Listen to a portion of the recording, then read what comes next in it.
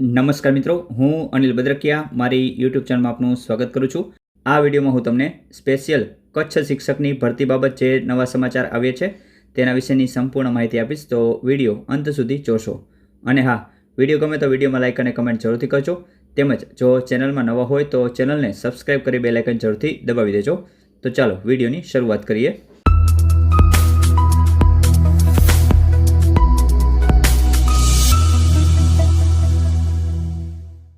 નવા સમાચાર આ મુજબ છે।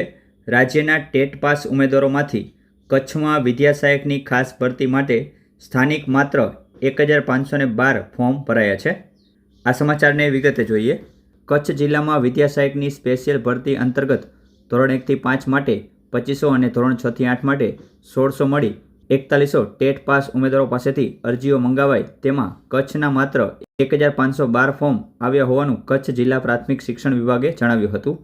જિલ્લા શિક્ષણ સમિતિ કચ્છ દ્વારા નિમણૂક આપવામાં આવે તો સમગ્ર નોકરી દરમિયાન કચ્છ જિલ્લામાં ફરજ બજાવવાની રહેશે, તેવા નિર્ણય સાથે ગુજરાત રાજ્ય પ્રાથમિક શિક્ષણ પસંદગી સમિતિ દ્વારા 2023 અને તે પહેલાંના ટેટ પાસ રાજ્યના ઉમેદવારો પાસેથી અરજી મંગાવાઈ હતી।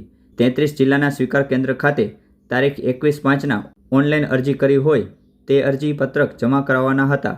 તે પૈકી ભુજમાં ડાયટ કચેરી ખાતેના સ્વીકાર કેન્દ્રમાં કચ્છના માત્ર 1512 ટેટ પાસ ઉમેદવારોની અરજી આવી હતી।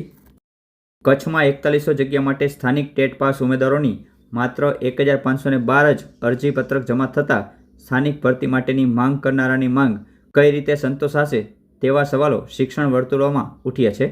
તો મિત્રો, આ હતા કચ્છ ભરતીને લગતા નવા સમાચાર જે તમારી સાથે શેર કર્યા।